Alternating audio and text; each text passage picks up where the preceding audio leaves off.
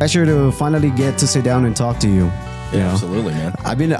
We've been knowing each other for quite a little bit, but we have never really actually sat down and had like a full-on conversation. It was always kind of like a hi and bye kind of thing. Yeah. So I'm glad that you're actually able to take the time and then come and sit with me and talk for the audience, and of course to give a little bit of your background, you know. So with that being said, for the audience that are not familiar with your face, give us a little bit introduction. You know, where you're from, you know, your name, background, and then what do you do at this time right now? Awesome. Well, first off, I'm excited to be here with you. Thank you. My name's Ilan Banner. Currently, I'm a medical marketer here in Las Vegas. I am a community liaison for hospice services of Nevada, and I'm currently working on developing another product that I'm going to be marketing in the market as well. I visit doctors, hospitals, sometimes attorneys, and just let them know about the service that we provide for people in hospice. And reason I am doing this, last year I was doing fitness full time. Mm-hmm. I'm a national competitor in men's physique, and I was doing that. I was coaching people online and in person. And in June of last year, my mom got diagnosed with breast cancer, and she's the medical director. She's the marketing director for this hospice company, and she was the one bringing in all the business. So when she slowed down with the chemo, the business slowed down, and the boss reached out to me. He knew about my prior experience. We met when I was marketing for Jackson Physical Therapy. Mm-hmm. And he asked me to come on board, so I started there in January, and it's really nice because it provides me with the flexibility to keep up with my training. So it's very good. How is that like fitness work balance? Because it's like, since you're a competitor, I assume that fitting in your meals, all that stuff, being on the go all the time, and then you were doing F45. You were coaching at F45, right? If I'm not mistaken. Yes, I was. Right. So how do you balance that out? Still kind of be able to keep up with your meals, all that stuff, where you're like on the go all the time. It's very difficult. There's no way around it. It's going to be difficult.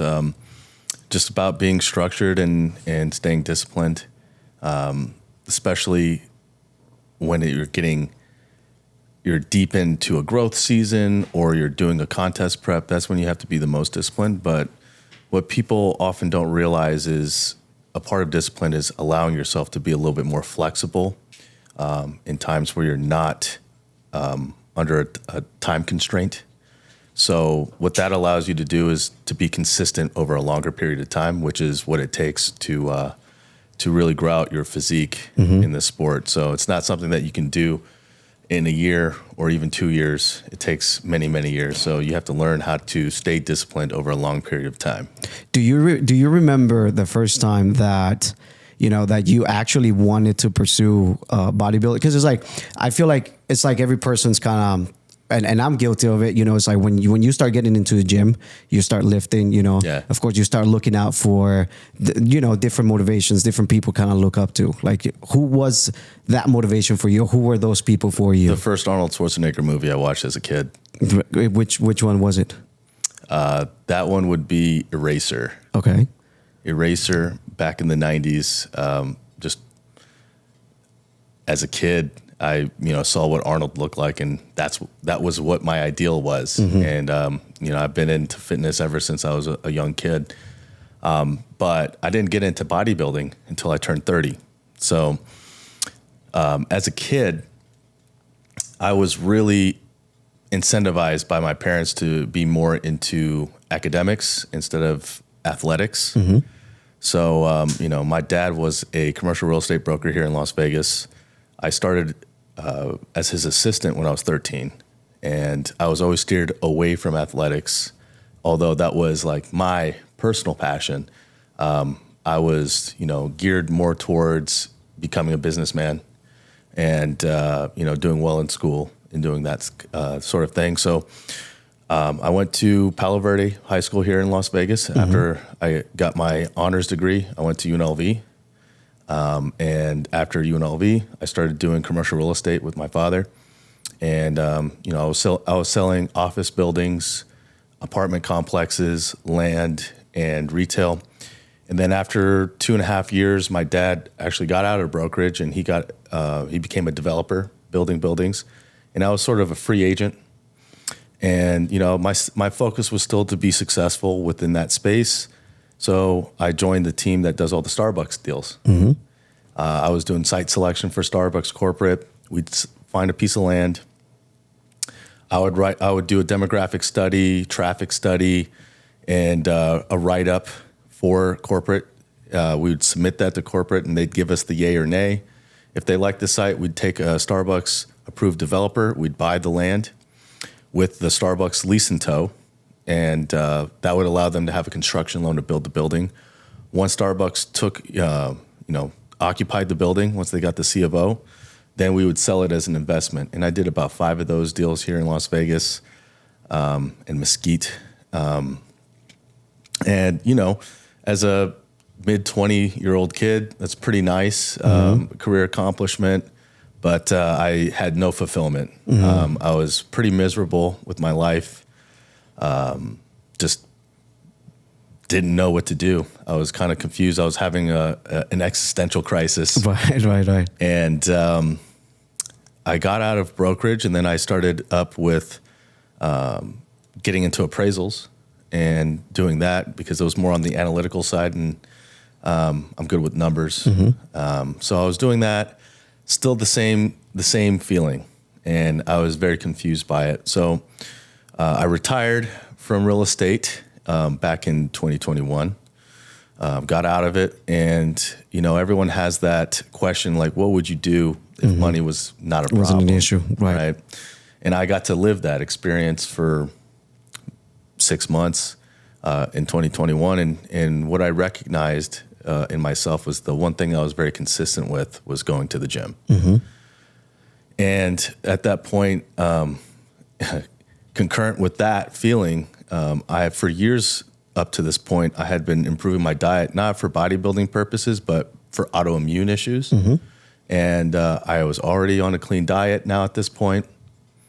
I was lifting every day. So I finally realized, like, I am a bodybuilder, right? And it took me until I said that out loud to myself.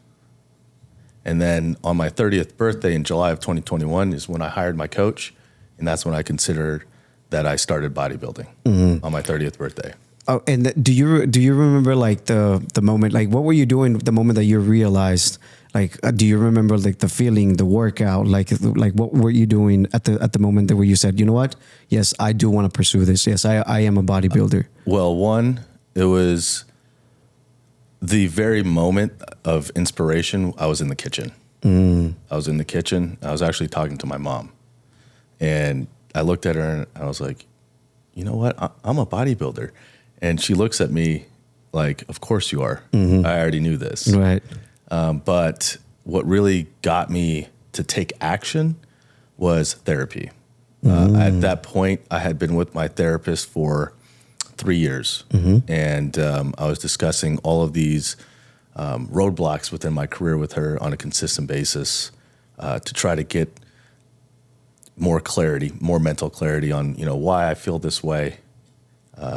You know, what's causing all this anxiety and depression.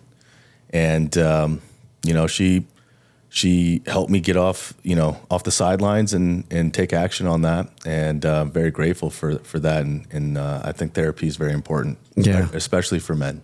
Yeah. And then if we dabble a little bit into the mental health space, you know, often people get bad advice from the internet, you know, of course, you know, because there is this thing going on right now that there's a lot of like alpha males out there that, you know, men are not supposed to cry. Life is very difficult for a man, you know, like you should be, you know, always, you know, they talk about pain a lot, you know, that you should enjoy the pain and you should be able to embrace it and all this stuff. Like me, for example, that I have never really dabbled into therapy. I'm listening all this stuff from the side. compared to you that you actually listened to it, but then you took action, you went to therapy. What is the difference between like that and actually be like, you know what? Yeah, I'm just going to ignore my feelings and I'm just going to keep going, to actually sitting down and talk about what you're feeling and why you're confused and why you're depressed. Is there a significant difference to that point? Oh, there's a huge difference, and it starts with reducing your ego's control over your actions. You know, what really helped me start therapy in the first place in 2018 was the fact, you know, I was in commercial real estate, but I was more of the financial analyst side of the team. So I did, you know, all of the underwriting of deals. You know, I underwrote $60 million retail centers and going through all of the revenues and expenses and coming up with a 10-year cash flow analysis. And I used Argus. And I was really like almost like a finance bro, but for real estate. And through that, I recognized that, you know, all these top performers on Wall Street, all these hedge fund managers, all these guys that run private equity, they all use either a therapist or a coach or a psychologist. And I really started getting into sports psychology initially back in college. I was on the UNLV boxing team when I was a freshman. And I was using sports psychology to have a competitive advantage, because when you're getting hit in the face, you want every advantage you can get. So that's when I first got into psychology, and that became a real, you know, it started as a hobby and then a more of a passionate thing for me on the side. So I did a lot of that. And through that, I recognized that it's good to get a neutral third-party perspective on the things that are going on in your life, so you can better decipher your own patterns and perform at a higher level. Right. It's like if you talk to your mom about your problems, I mean, your mom is always going to tell you kind of what you want to hear. Exactly. Right. So that's when therapist kind of comes into place, right? I imagine, because then you're just not having a bias kind of like opinion about exactly what you're doing. And then more than anything, sometimes it's hard to digest the truth, you know, because deep down inside it's like, you know, that you need to take action on certain things, but you just, there's like that blockage, right? Yes. That it kind of keeps you from, it's like you already know, but there's something there just kind of holding on into like that. So the therapist can really, or therapy in general can break that kind of like seal for you to kind of like move forward, right? Exactly, because you get to the point where you're frustrated. And you're like, why can't I take this action? And getting to that point where you have that third party perspective, you can kind of take your perspective to a higher level and zoom out a bit and kind of look at your pattern and recognize what it is exactly that's preventing you from doing what you want or need to do. So that's where therapy's really helped me tremendously. And I've been going now for, what was that, 6 years? Yeah, that's quite a. Have you learned things about yourself that you didn't know that you had? Yeah. What was your biggest impact or like realization that you're like, oh, I didn't know this was going on? Like that can kind of came out within therapy. I think the biggest revelation was the effect, how big of an effect my childhood trauma was on me, because I didn't have the most traumatic childhood. I look back on it fondly, but what we don't recognize is that as a child, we interpret the actions of our parents totally different than what their intentions are. I have great parents. I love my parents. And I didn't recognize that, you know, the 6-year-old, 7-year-old me interpreted things much differently than what they were intended. So backtracking, going back and looking at what my interpretation and after that, what beliefs that instilled in me has been a really long and eye-opening process. And did you, working through those emotions and working through all the things that you have, that you're carrying yourself, and then still trying to pursue a bodybuilder career, which, it's difficult because it's a long process, like you said, it doesn't take a year, or not even 2, it could take a long time. Yeah. So maybe getting to a point where maybe you're not seeing results how fast you want to see them because you're just, stressed and you're eating, but you're not seeing how does that affect, the process of like either growing, cutting, or like, to actually still wanting to pursue that and be like, okay, I'm not going to fall off, but I still have this thing going on in the back of my head, but I still got to push forward to this. If you want to be a bodybuilder, you have to be very passionate about bodybuilding. It's not something I think I'm going to go on stage. Right. It has to be something that is a part of you. I've been lifting weights for over 20 years. I started lifting weights when I was 12, and now I'm 33. So I have a lot of experience in that. I only became a bodybuilder at age 30, but I had been lifting consistently since I was 12. Do you remember your first workout, like when you touched like a first? Yeah, I do. So I had to get my mom to sign a waiver for me to go in and lift, and it was at the rec center right next to Palo Verde. Oh, okay, I know where that's at. Yeah, I did a ton of curls. I did a ton of curls and a ton of chest press, just like everyone else does. And I remember, what I do remember is the day after. It's just the day after, brutal. All my tendons and ligaments were all inflamed because I didn't know how to lift correctly. So I was in a lot of pain. I couldn't bend my arm or anything, but didn't dissuade me. I was still into it. I've always been into self-improvement and maximizing my athletic ability. So it kind of seems to me that you like a little bit of a challenge, right? Yeah. Yeah. It always struck me, like ever since we met, it always kind of struck me that you're like, this guy likes a little bit of a challenge, which is good because it kind of keeps pushing you forward, right?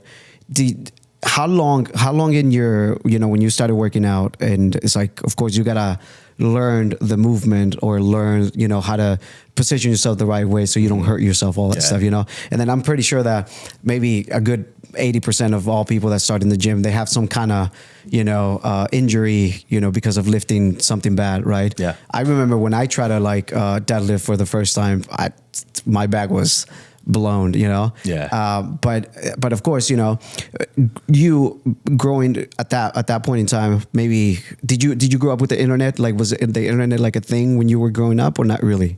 The internet was a thing, but we mainly used it for like E-Bombs World and stuff. I didn't get too much. I wasn't really on the bodybuilding forums. Luckily for me, I ran into my best friend and training partner, Dan Axelrod, back in college. He was in my fraternity, and he was actually the one that introduced me to the concepts and fundamentals of bodybuilding. Right.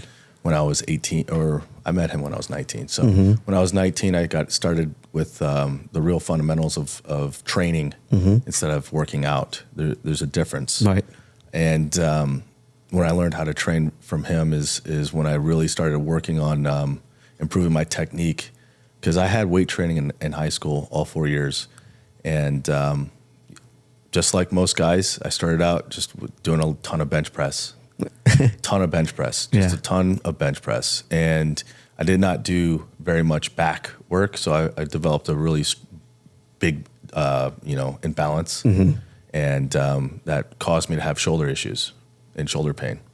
And then I did physical therapy for that back in 2009, and helped a lot. I had impingement, and I have glenhumeral instability, so my humerus kind of floats around in the socket a little bit, but that taught me to really strengthen stabilizing muscles in that joint, and I've been pain-free with my shoulder for probably about 8 years now. Yeah.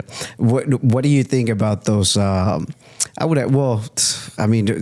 better words, the ego lifters. That they always kind of like, you don't. Everyone starts there, right? I mean, I don't judge people. Did you had your face where you were like lifting? I was in college. I was a huge ego lifter. I was 175 pounds, and I was deadlifting like 450 pounds. I was bench pressing 255 for 5-rep sets, and I was squatting 275. My squat wasn't very impressive, but that's because I had other injury issues. But I was definitely lifting way too heavy to get big, and the best, if I were to give a young lifter advice on gaining muscle tissue, tissue and strength are two different things. So to break that down, imagine strength training as upgrading your software, because strength training is really your central nervous system. Okay. Training for muscle tissue is like upgrading your hardware. It's two separate things. And what young guys often don't realize is that when you're loading up way too much weight, your body is designed to work together. And when you put up too much weight that your tissue cannot handle, the tension then moves to your connective tissue.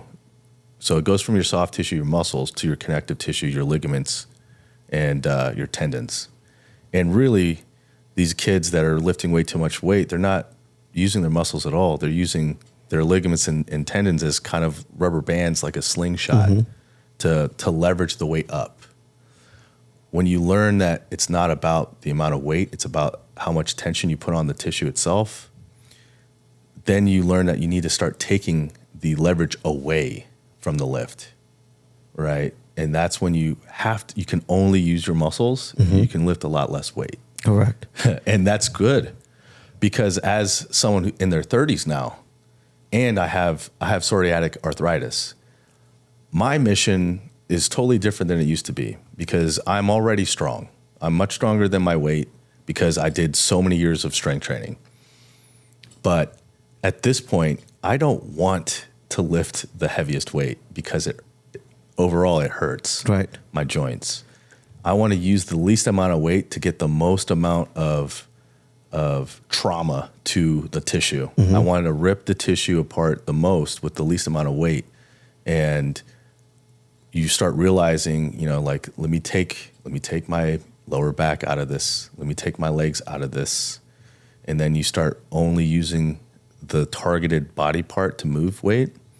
You can start to build that mind-muscle connection that people talk about, but really don't know what it is.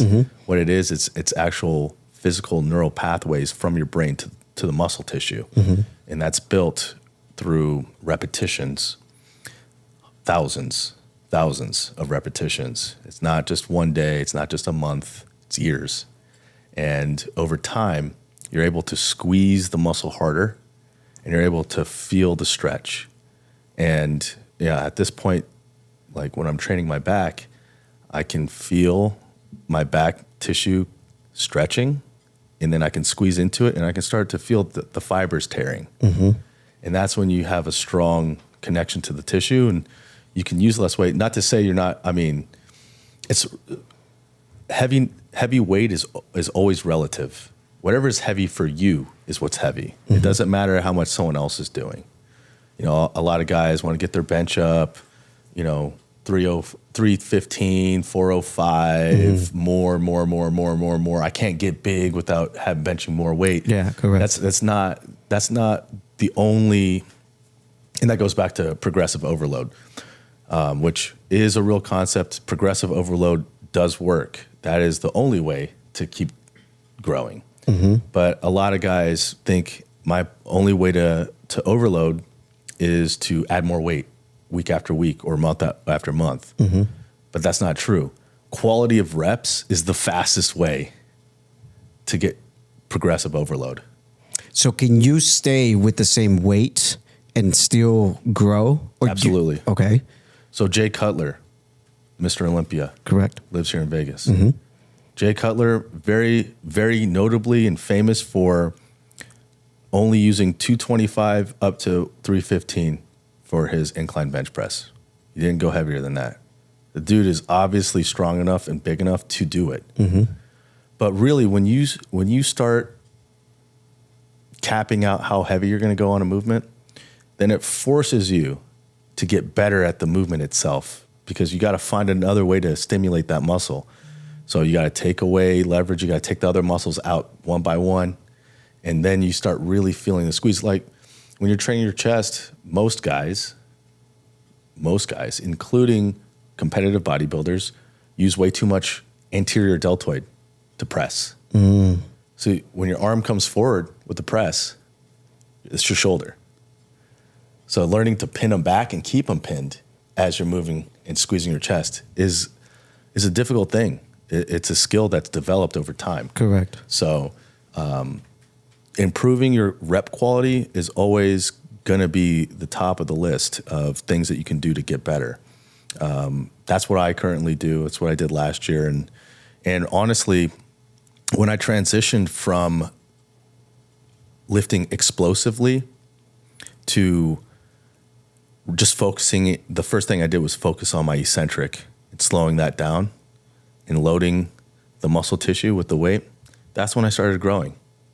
And I had been lifting consistently a lot, and with fundamentals of bodybuilding since college. And I didn't start really growing until about 2018, 2019. That's when you saw like the change. So I think the change started about 10 years into lifting with 10 years into lifting. This is not a quick process. Was it because you started fixing? I mean, because a lot of it has to do with food as well, right? Of course. I mean, if you're not intaking, of course, where you're putting out, right? Yes. At that point in time, were you already kind of like in a following? Or? No, my nutrition was still not good yet. Okay. So before my nutrition got better, the reps still worked. So it just goes to show how there's so many different areas to find gains. There's so many different areas. You can find it with the quality of your reps, the quality of your nutrition, your consistency with cardio. There's a lot of different things. What would you say about those? Because I've been guilty of it, of not doing a lot of cardio, thinking Me too. right? Of course. But like, what is the difference between actually like, because cardio is kind of like an essential part, right? Whether is it more like whether you're bulking or cutting? Like, do you emphasize cardio like as a thing, or? Of course. So when you're cutting, you definitely have more of an emphasis on cardio. But what I learned for me, I'm a hard gainer. I'm naturally a slender, skinny person, and I've always had a difficult time eating enough food. And what I learned becoming an actual bodybuilder is, especially for us guys trying to gain weight, we should do the cardio. Yeah. Why?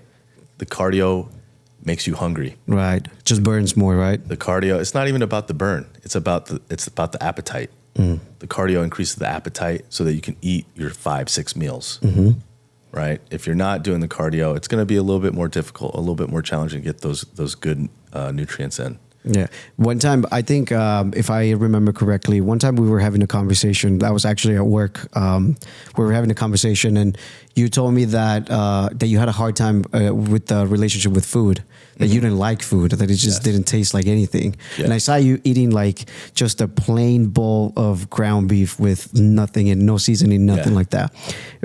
With you having that relationship with food, it's like, how do you even have the wants to eat that much food to like increase in volume, or like when you're bulking or stuff like that? I focus on the outcome I want from the eating. I want to gain more muscle.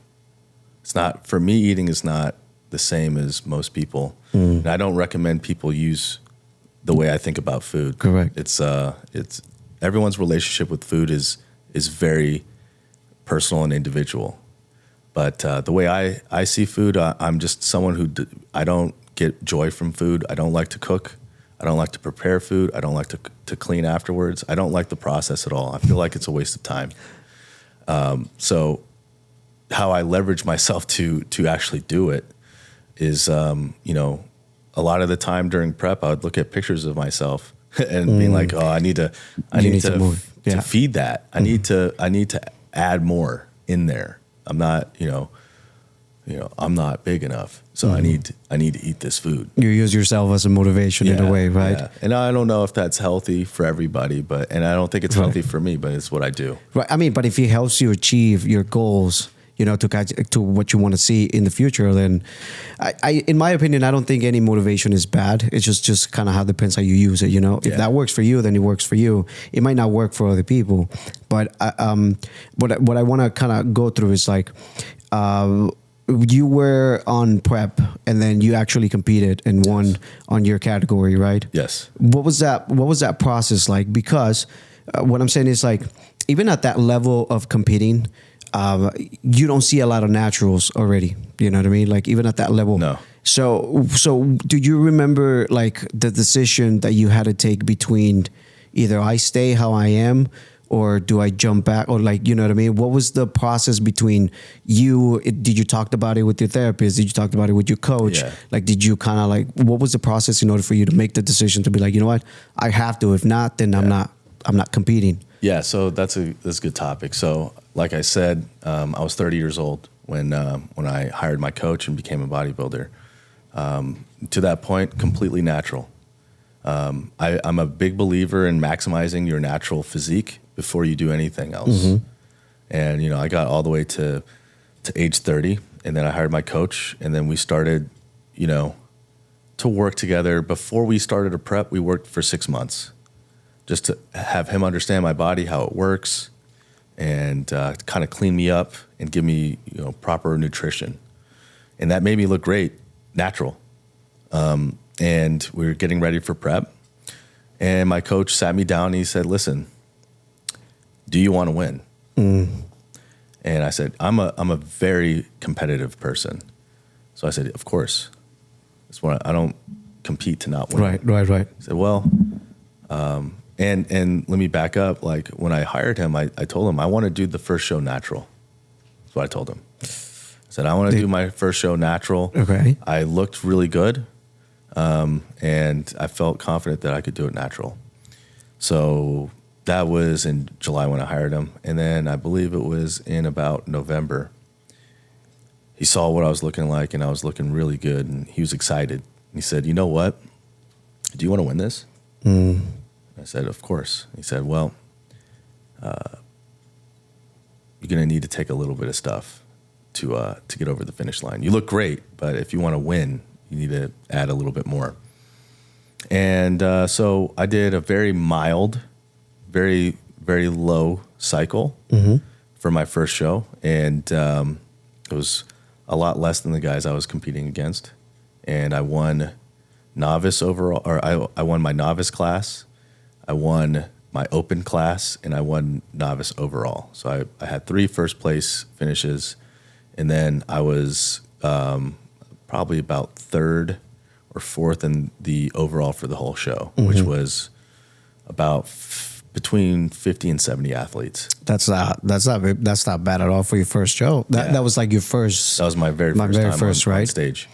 And what was going through your mind when your coach was telling you like you need to jump to the other side? Like what was going through your mind? How do you winning? Okay, that was the only thing I thought, just to win. Did it scare you to to try it out because of the side effects, or even though it's very mild, but at the same time you always kind of have that perspective, I believe. Of course, you know, I think it's important that that people make a clear discernment between testosterone and anabolic steroids.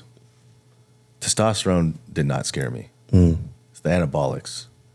Testosterone does not have very many side effects. Anabolics do, right? So I asked for the most mild stuff possible. And so I've never done any tren, most popular one. Right. That, you know, all the gym bros are talking about. Yep. Is the most toxic. And it's only designed really bodybuilders, serious bodybuilders, not all, but serious ones, generally only use tren for contests. And that's a very short period of time. You cycle it for 4 to 8 weeks only because it's so toxic. And it is mind altering. Okay. So that's in its own category, in my opinion. Yeah. But, you know, there's a vast variety of different compounds to use and how they all work together and all that stuff. Test is already naturally occurring in your body.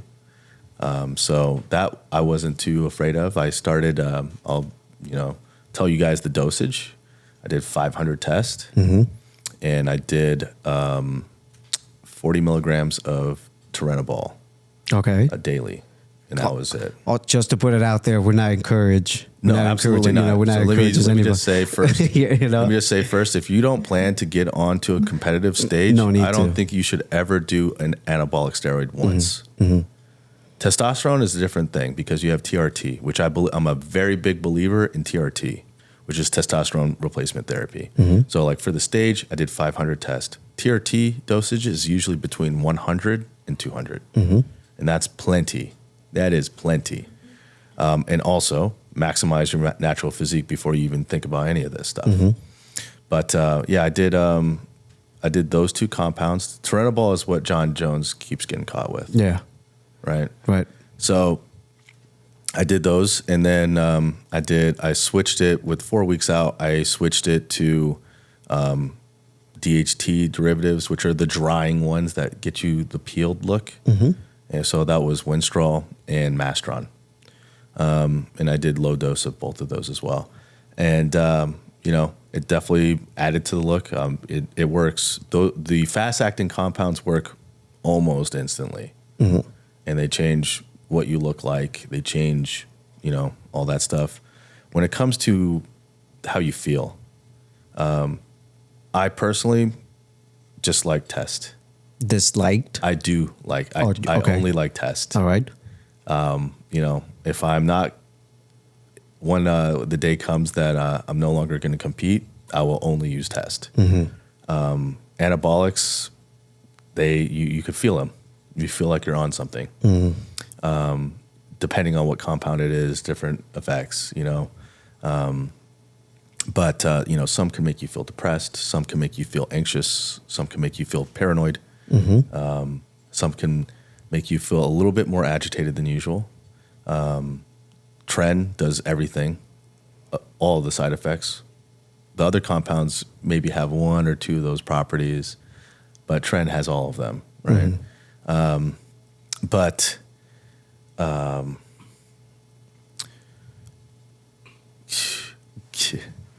going into just the usage, you know, a lot of people, the most common time people make mistakes with anabolics is the first time that they've done it because they get bad advice. I'll give you a personal story. So I'm not going to name the guy's name, but there was a kid that looked up to me in the gym, and we were talking, and he wanted to become a competitor. And my advice to him was he'd never done anything before in his life. He looked great. I said, start with 250 tests.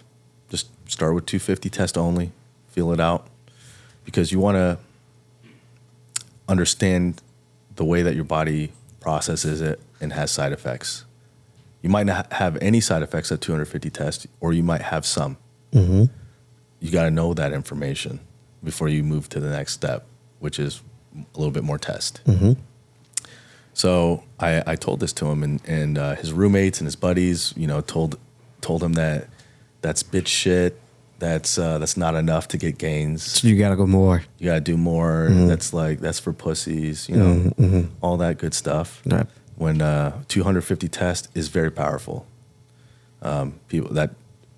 People need to understand this. So he didn't, you know, he was thinking about hiring me to be his mentor and coach him. And, you know, I was very adamant about that. Like, we're not doing anything else besides 250 test until you understand what it's like. And so he didn't hire me on the recommendation of his friends. He went to a posing seminar and hired an IFBB pro. You know, he's got the credentials. He's a pro. The guy put him on everything in the kitchen sink right off the bat. Test, Tren, probably a compound like Primo, something like that. And the guy was his only supplier. Well, this IFBB pro ghosted him after 2 weeks, and my friend ran out of gear, Right. and he was fucked. You know, his hormones got fucked. So he had a 2-week period of coming off, and then he found another coach that put him back on cycle, and they're ramping up to the show. He never made it onto the stage. this guy, the IFBB pro, convinced him to immediately start a prep for a show without any period of time of getting to know each other, getting to know how his body reacts. Immediately put him on prep off of just meeting him, put him on a blast of a lot of stuff in heavy compounds, stuff that I've never even done, and ghosted him. The other coach takes him through the process to try to get him to that show, almost like a charity case. And the kid mentally blew up before the show, could not even compete, lost his job, lost his girlfriend, life was in shambles. So I see him when I've had many injuries, and I had an injury in the fall of last year, took some time off, came back to the gym in January. When I see him in the gym, actually, this is not January, this is April. So I see him in April, and I spark a conversation with him, and he's like, man, you were right. Yeah. And he explains this whole story to me. And then, he's emotional, and he tells me that he is suicidal. and he feels backed into a corner, and he feels like the only thing he can and should do is do another show right now. I said, hey man, you gotta slow down. And my recommendation, and I explained to him, like, I've gone through quite a bit. I haven't competed in 2.5 years now. Correct. Yeah. And that's not because I've been taking my time. It's because I keep getting hurt and having setbacks emotionally or physically. And, I explained my situation to him. I said, honestly, when you're in this kind of spot, the move is to pull back and just cruise on low dose test and get your life sorted out. That stage, this guy is 25 years old. The stage is going to, I didn't compete till I was 30. Yeah. That thing is just going to be there. It's going to stay right there. You're going to have another opportunity to do it later. Get your life in order first. This is an expensive sport. It's very expensive. I think it cost me like over $5,000 to compete the first time. No one's paying for that but you. Right. So it's an expensive sport. It takes a lot out of your life. It takes a lot out of your relationships. So, if you're in disorder, you got to fix that first. You have to have things smooth before you do a contest prep. So I said, just step back and, get your stuff together, and then allow the time to do the work, because it doesn't matter how hard and how much gear you blast. It's at the end of the day, it's going to take years.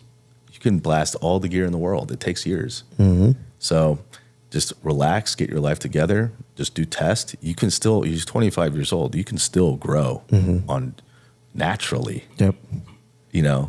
So 250 tests is more than that. Take your time and grow. And especially because it's like, a lot of people don't understand that even when you're doing that, like, your diet has to be on point. Of course. Your workout has to be on point. Your meals has to be on point. So people that think that they're just going to shoot 250 and blow up. And grow, it's just, that way thing is just going with the wrong mindset, right? Exactly. So, for example, with me, it takes everything in my power to get any tissue at all. I'm naturally supposed, when I was at UNLV for boxing, I weighed 153 pounds. I'm 6'1". Yeah. Very skinny, very slim. Yeah. Very, very thin. And I walk around now 200, 205 in maintenance, right? So my body really realistically wants to be about 170, 175. So I'm already, 25, 30 pounds heavier than where my body wants to be in the first place. So to get any bigger, it takes everything. It takes diet, proper lifting in working on my technique every single time I go in, steroids, sleep, everything. Yeah. It takes all of it just to put on 2-3 pounds of muscle. Yeah. So to think that, you're just going to hop on some shit and get big. Magically, So here, let me help people understand this. So these fast-acting steroids, Tren, T-ball, D-ball, any oral, anything that works fast, what those things do is they blow you up with water and nitrogen. They make it look like you got bigger. But, you hear about these guys that get off cycle and then all the gains go away, right? It's because they were never gains in the first place. It was water. It was never tissue. the tissue's not going away. Once you build tissue, it's going to stay. But you're fooling yourself mentally when you see the mirror and you're blown up with all this water and you think that it's muscles. And then you get off cycle, and that's when people's mind gets really messed up. Right, because they don't. It's like the shocking, you know, unveil after they get off, and then how important is a PCT as well? You know, Depends. Okay, walk me through it, because it's like, Is this for a lifestyle, or is this for a competitor? I would let's put it on both, because the average people now, we were talking a little bit off camera that the average people is getting normalized. It's getting normalized, the usage of some compounds, and you see it everywhere. You know, it's really hard to get into the bodybuilding sport and not think of using something. You know, because everybody is just like on something, right? Exactly. And then here comes me, that I'm like, oh shit, I want to look like that, you know? And then I'm already thinking that that's going to be the thing that's going to do the trick for me, right? Of course. But it's like for the average people that they jump into something, but they don't even PCT the right way, you know? And then they get disappointed because they think that, they must not work for me. I have to use something else. The PCT is not going to hold on to your gains. The PCT, what it is for, is to get your fertility back. That's what it's for. Okay. So PCT, a standard one these days, looks like Clomid every day for 30 days, HCG shots, and maybe some kind of AI if you have elevated estrogen levels. Okay. But the important thing is to consistently do your blood work. You got to do your blood work on cycle, off cycle. You got to know what these numbers are for you and what state you're in based on what the numbers say. You know, for me, my estrogen level doesn't really shoot up too high, so I don't need to take E blockers on a PCT. Mine's mainly about the Clomid and the HCG for the fertility stuff. But for, you know, an average person, you know, you should most likely be running a low dosage of only test. And if you're doing low dosage test, honestly, I would recommend to do it indefinitely until you want to have children, and then you get off, do a PCT, you know, have the baby, and then get back on. Yeah. And the PCT is for that point. Right. So like the beauty of you know, being a man is the fact that our side effect of infertility is reversible. So you can run tests for 6 years, you know, and shrink up and all that, and then do a PCT in a few months, you'll be fertile again. That's why bodybuilders have children. Right. Yeah, of course. Unfortunately for women, it's not the same. You know, their androgenic side effects are permanent. So, you know, especially for women, women have to be so much more careful than men in doing any kind of anabolic. Women cannot take testosterone. That's a bad idea. They will most definitely virilize on very low dosages, and it's not a good effect. But in terms of PCT,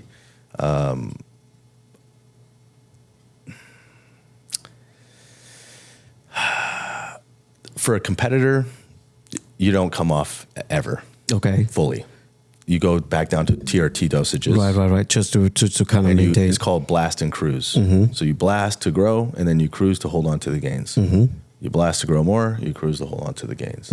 For an average person, like the guy I live with, he was doing just TRT dosages, and he was just like, I want to come off. It's like, okay, dude. Like he wants to come off. He's doing it cold turkey, no PCT. Oof. Right. And it's PCT is not going to help you mentally. It's not going to help with any of the side effects at all. It's only for your balls. That's it. So, you know, he's going through, you know, the withdrawals and all that stuff. Yeah. And the less tests that you do, the the Yeah. less shitty it's going to be. I was actually reading an article the other day that a man was feeling depressed and suicidal and all that stuff, and he didn't know why. He just felt that way.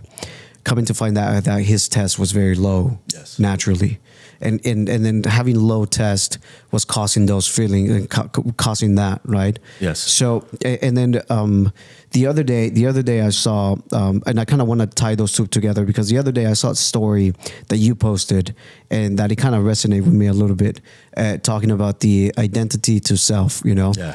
and that really kind of gave me a perspective, because you know I don't want to paraphrase it, but the little bit that I remember is like, you know, that you realized that you were a bodybuilder, and then separating those kind of like Yeah. identities and all that stuff. When people are doing that, right, and then they're having those kind of like mental battles, mental issues, because they don't know what to do, they don't know if they need more, come off of it and all that stuff. How do you tie those two to the identity of self and knowing that that you're going to be okay at the end of the day? Or how do you fight those battles? Just kind of having that, like identifying as such, you know? It's difficult. It's through therapy. Mm-hmm. You know? Again, through therapy. Right. I think that's a very important component, especially if you're going to do any kind of performance enhancer, to at least consult a therapist, because, you know, things, you know, bodybuilding's a mind fuck. Your body changing so dramatically, so in such a short time period, it really fucks with your head a lot. But the concept that I was posting about that you're referring to is the diversification of your self-identity. But I think that the word identity kind of throws people off these days with everything that's going on. Correct. Yeah. So I'd say diversity of your self-image. Okay. So if you have all these qualities, the characteristics of yourself, imagine it in a pie graph. Okay. I am a bodybuilder, right? I am a marketing rep. You know, I am all these different things. When you start putting too much of the pie in one part of your identity, I'm rich, I'm smart, I'm athletic, I'm a bodybuilder, whatever it is, it causes issues. So for me, when I first transitioned to being a bodybuilder from being a financial analyst, I went a little overboard with how much weight I put into I am a bodybuilder, because I was looking for validation in what I was doing. So when that happened, you know, it was great. It was a great way to start the process of getting into it, right? But then I ran into my first setback. I tore my chest. I couldn't lift for 3 months, you know?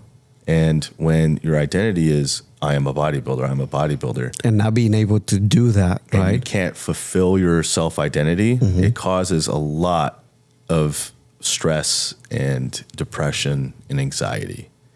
And it goes for every part of, you know, your identity.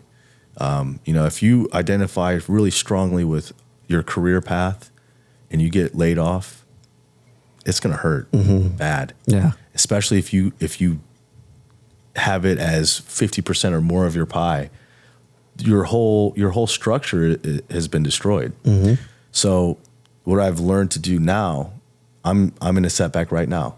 So 10 weeks, or excuse me, about a month and a half ago, I was in a car accident. I was 10 weeks into a growth period. Okay. 10 out of 20. I was planning on growing for 20 weeks. I was at week 10. Gains were just starting. They were just starting to hit. I was just starting to hit my stride. I was getting onto the I-15 from the 215. Kid did not see me, and he was trying to avoid some kind of traffic ahead of him and just swerved right into my lane and hit me at about 50 miles an hour. He didn't have insurance and all this. I had to get, you know, my attorney involved. I have injuries from it. I haven't been able to lift. And in the past, I mean, I've had multiple injury setbacks. It's not the first one. I mentioned I tore this chest, this pec. I tore this bicep tendon up here. And I've had another one. I just can't put my I can't think of it. I've had so many injuries, but those injuries, when I had time out of the gym, I just mentally collapsed. I got very depressed. You know, I lost all my gains. I wasn't eating because when I get stressed, I don't eat. You know, I'm opposite of a lot of people. So I fast when I'm stressed. So Okay. I lost 28 pounds. Ooh, that's a drastic drop. My body likes to be smaller. Right. So I lost, you know, I went from 210 to 185. Sorry to cut you off, but before I forget, does fasting for you gives you some kind of mental clarity, or that's just how you naturally? That's just me naturally. Okay. I don't do that spiritually, or I don't do intermittent fasting anymore. That's just kind of my natural baseline is to fast. But you know, in the past when I've had setbacks and I had bodybuilding as too much of my self-identity, it caused me a lot of issues and setbacks, like even deeper than the injury itself. This time around, I've, you know, grown from my experience. And when I, you know, had my injury, I was able to shift my focus to the other parts of my identity that are still strong. And, you know, the strategy is to kind of sit within those areas and gain strength from them so you can come back to the setback from a point of strength rather than a point of desperation.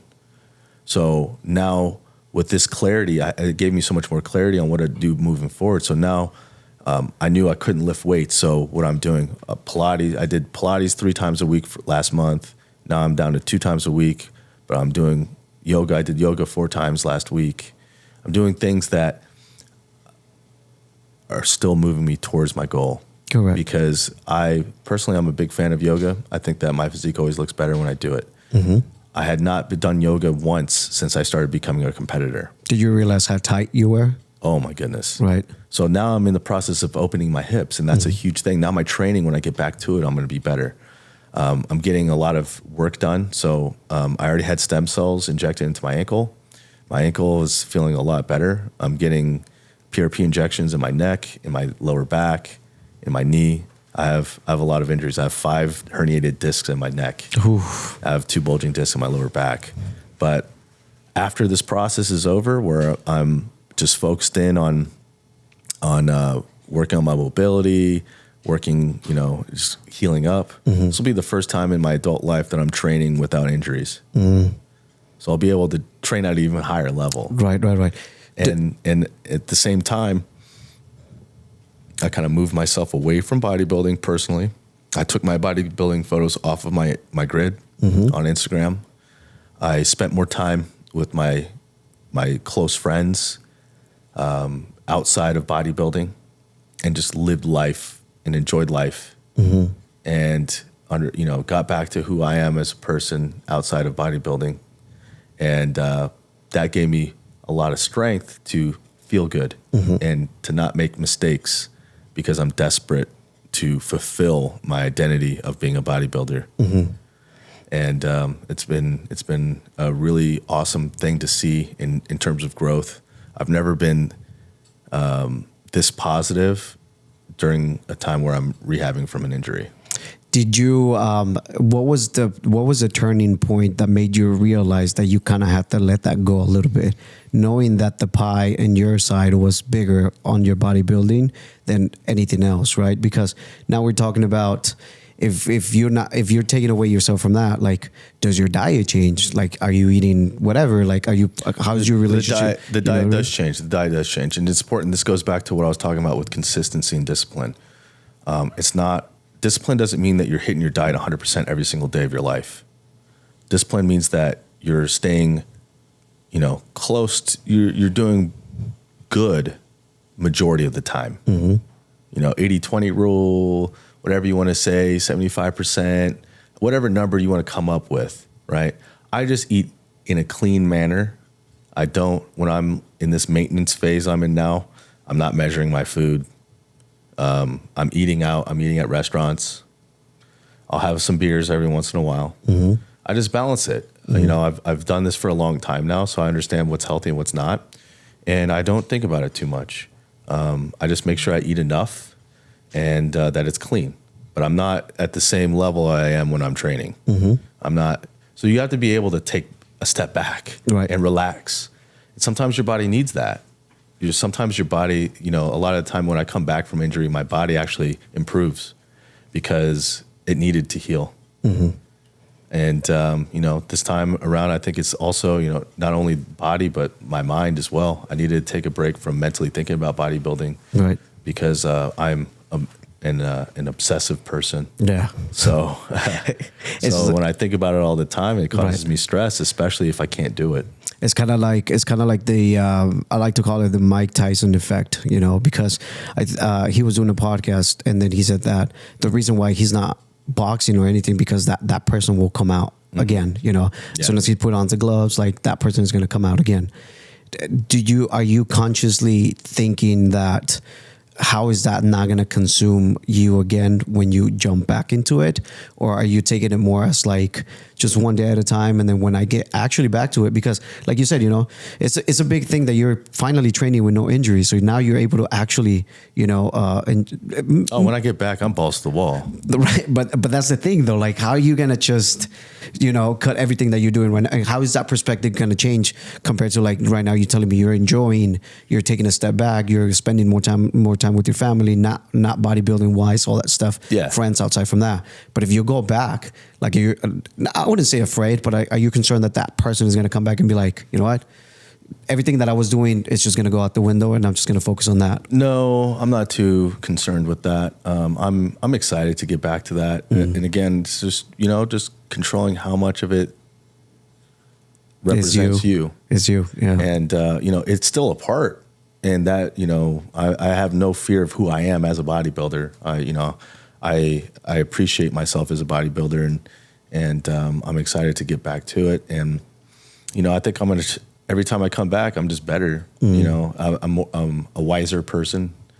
I have more experience and an improved outlook. So when I come back to it, I feel like I'm going to stay pretty balanced. Obviously, a little bit more towards being strict and disciplined and more into the bodybuilding aspect of things, but with less stress. You know, one thing I've learned to do to help with the anxiety and pressure of expectations is to kind of work on timelines in terms of expectation management. So back when I was in commercial real estate, you know, we had our brokerage meetings once a month, and we'd have different topics. One was it was the year-end reports to shareholders from various companies, and I believe it was a quote from Bill Gates and Microsoft where he was addressing his shareholders, saying, you know, we often overestimate what we can accomplish in 3 years, and we underestimate what we can accomplish in 5. So it's about understanding timelines and managing those a little bit more. When I was earlier on in my bodybuilding career, I'd pick a show, and then I have to get this done by this month. I have to get this done by this month. I got to get this month done, and then you miss a timeline, and all of a sudden you're in chaos. You're feeling like shit. And especially when you get an injury, like, I was supposed to do that show. Now I can't do that show. Right. Now I'm depressed. And you have all this expectation of seeing yourself on the stage at a certain time. And I've learned to remove myself from a specific show I want to do. So I was talking to somebody who I think I'm going to hire as my next coach this weekend. He asked me if I had a show in mind next year. I said, you know, I learned not to do that anymore. I don't pick shows. What I'm looking for is when my physique matches, you know, my standard for what I want to see on the stage is when I'm ready. And whatever show there is at that time, I will do it. You know, I have a lot of confidence. So when I reach my idea of what I want the physique to look like, I'll go up against anybody. Right. So any show. But I'm not going to pick a show and design my life around getting onto that stage at that time. Because now you just put yourself in that pressure. You restrict yourself. Yeah, and then you can. I mean, technically, you can kind of like fall into those kind of feelings of depression or anxiety because now you put yourself in that position that you kind of have to attain something. You know, that maybe it's not that it's not attainable, but it's difficult because now you just, you know, like you said, the timeline of you just, I want to do this for, I don't know, 4 months from now. So now you're just creating arbitrary rules to, you know, that you need to meet, or else you're a failure. You create ways to fail mentally when you do that. When you release that and you relinquish the control over the situation, especially things you can't control, like someone hitting you on a freeway. Can't control that. Right. When you relinquish your control and you just give in to the process, I know this is going to take a long time. There's going to be a lot of ups and downs in the process, but I plan on doing this for the next 10 years. So, you know, as much time as it takes, that's what it takes. Right. And, you know, we'll see what happens. Any so before we wrap the show, I would like to ask you one piece of advice that you have learned through your bodybuilding career, and actually combining it with the identity and the therapy and everything, for people that are going to stay until the end and watch this, and we'll probably clip it so that way it can be an emphasis on the podcast. What is your advice for people that want to start or that want to pursue that a bodybuilding, or that are thinking about it and then that they don't know how to start, or like, you know what I mean? Like, I'm going more into the emotion part of it, so that way it doesn't consume. Like you just explained to me the timeline, you know, people that go without a knowledge of like, how long is it going to take? Are they prepared to be, you know, are they ready to wait 2-3 years to see their ideal physique? Setbacks on diets, you know, sometimes I've been guilty of falling off, you know, getting to a point that is like in 3 months, I'm there, consistent diet, everything. I get to kind of like my ideal weight. I feel content. I feel like, you know, complacent, and that just fell off. You know what I mean? So in you've been doing this for 10 plus years. What could be a piece of advice that you can tell like those people in order for them to just kind of, you know, stay focused, stay consistent, more emotionally, like mental? I'm going to give you the simple, concise first, and then I'll explain it. Absolutely. All you need to know if you're looking to do this is you need to stop being result oriented and start being process oriented. The goal is to find the process that works for you to stay consistent. It's not to look a certain way in your physique. It's not to have 10 pounds more muscle. It's to find the process that you can stick to for 5 years, because the result of that will be the 10 pounds of muscle. That's the short answer. You know, back to what you were saying about timelines, the only reason my friend who blew up and lost everything trying to go too fast did that was because the first thing he did was get into a show prep. He only had 3 months to get all the gains and beat people. And now he's gotten the pressure of, oh shit, these people have been doing this for years. I got to catch up. That's the only reason he blew up mentally. In 3 months, what they did in 2 years, probably, right? Exactly. So if you take yourself out of that pressure of that timeline and just realize this is going to take a while, and I can just do 250 tests and still take advantage of my natural testosterone levels, and take a few years to kind of build out to what I want to look like, you're going to have a much happier road and more effective, and also look better. Right. You know, when you do things quickly and half-assed, it always shows. Yep. It shows on the stage. Absolutely. And then also like being able to enjoy the process as well, you know, enjoy the process, because it's time consuming, you know, because it's like you really, like you said, you know, the bodybuilding thing is like, it can make or break relationships, you know. Yes. And that's a big part of the sacrifice, you know, like how much are you willing to sacrifice if you really want to pursue this? Yes. Because you have to be ready to sacrifice everything. Exactly. If you want to get on the stage. Yeah. you want to get on the stage, you got to be sacrificing a lot. I mean, there's really no going outs, you know, there's really no eating out. There's really no drinking, no nothing, right? So your social life just kind of becomes a secondary thing, right? You're not even thinking about that. You're right. scared. You're scared to death that the other dude is working harder than you right now. Exactly. Yeah. You know, I'm not thinking about partying. Right. What am I partying about? I didn't win yet. We party when we win. Absolutely. So, yeah. Yeah. Stick to, again, I'll just repeat it. So it's, you know, this is the main point mentally, is to not be result oriented, be process oriented, and that will take care of everything else. All the rest of the conversation we had was an explanation of that concept of stop looking at the prize, start looking at the journey step by step, break it down into smaller things. That removes your anxiety, that allows you to live in the present, as we all talk about is, you know, the future is anxiety, the past is depression, and the present is peace. You got to learn how to get yourself into the present when you're doing goal achievement. You set your goal, you set the target, and then you got to come down into what you do every day. Stop looking at the target. Start looking at what you're doing every day. And then you live in the present, you're at peace. Mentally, I feel the best during contest prep because it's so rigid. And because I'm so forced to live in the present. I feel great. I'm very productive. I feel very good about myself.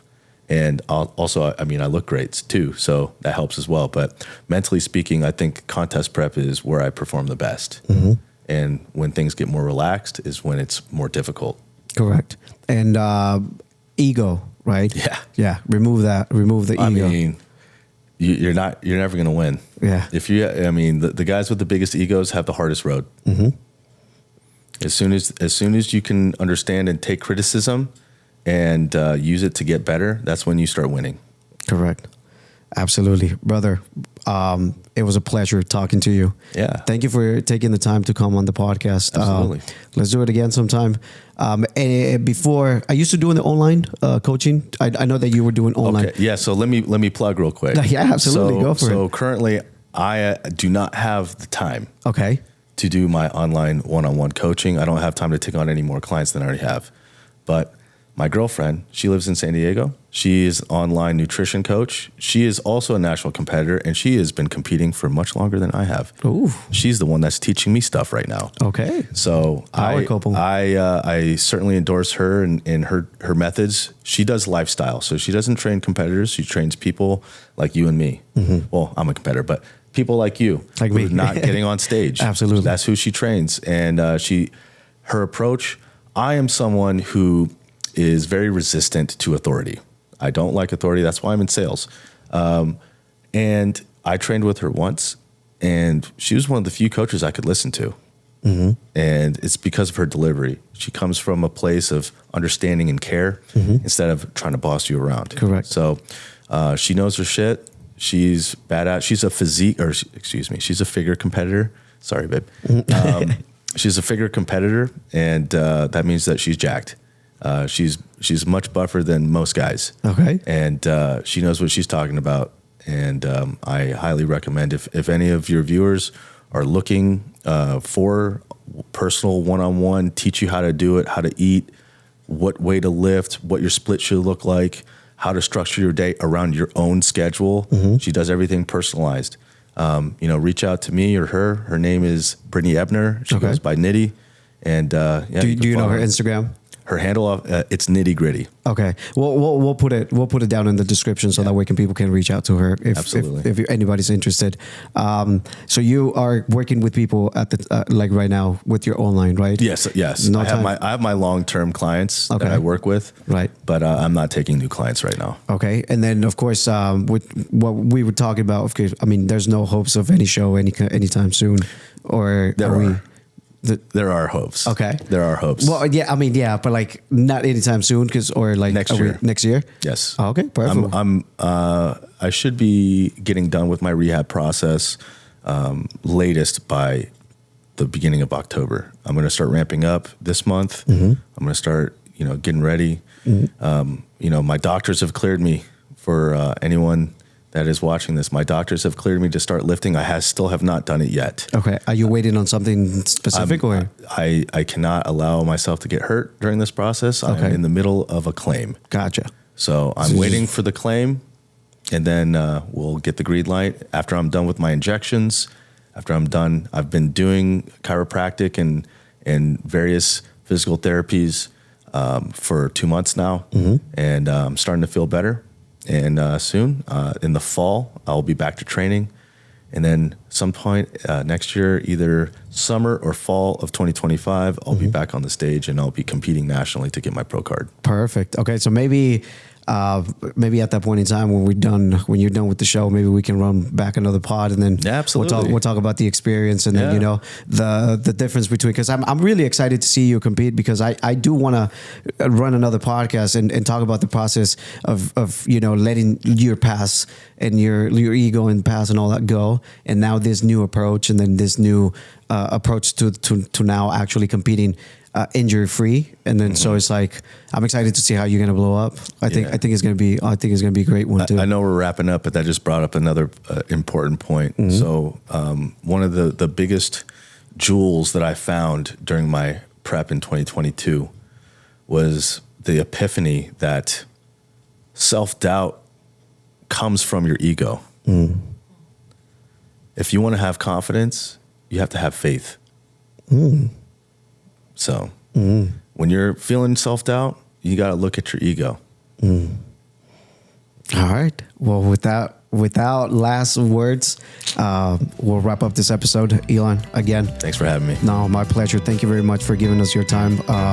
Thank you, everybody that has stayed to the end of the episode. Thank you very much for your time again. We'll see you soon. Thank you. Thank you, brother. Thank you. Appreciate it. Awesome. Thank you. That's awesome. Back to you.